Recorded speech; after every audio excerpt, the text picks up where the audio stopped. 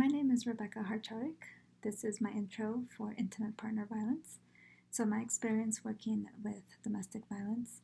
Currently I am the prenatal home visitor with Catholic Charities in Denver. And one of the things I've noticed is that at least a third to a half of my clients have experienced or are experiencing some form of intimate partner violence.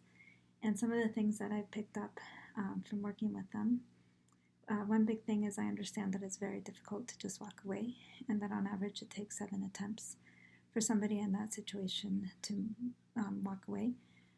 Also, I've seen that DV is a precursor to homelessness and poverty, and so sometimes a person experiencing domestic violence is financially dependent on the other person, and this is a reason they don't leave because otherwise they would be without income and without a home. It's a very difficult situation to be in. I've also learned of the Rose Anthem Center in Denver. It's partnered with the Denver Police, and this is a great resource for people experiencing DV. They do comprehensive intervention for people experiencing DV. I've noticed that domestic violence is cyclical and intergenerational. It's common for me to hear stories of somebody who experienced it as a child and then they experience it as an adult. Moving on a little bit to family violence, I am a mandated reporter, and one thing I've learned is that if a child observes his or her parent receiving violence from the other partner, that's considered child abuse. So if I hear a story like that, I'm obligated to report it to the child abuse hotline.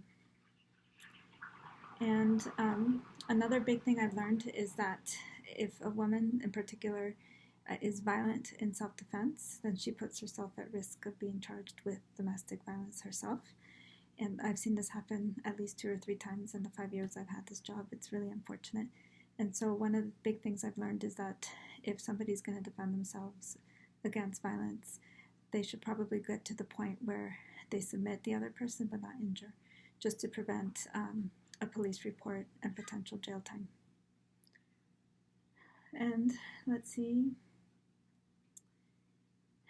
And then, of course, domestic violence can go both ways. Even though most victims of domestic violence are women, there are also cases where it would be the woman who is being abusive against the man, or in same-sex relationships, it can be present.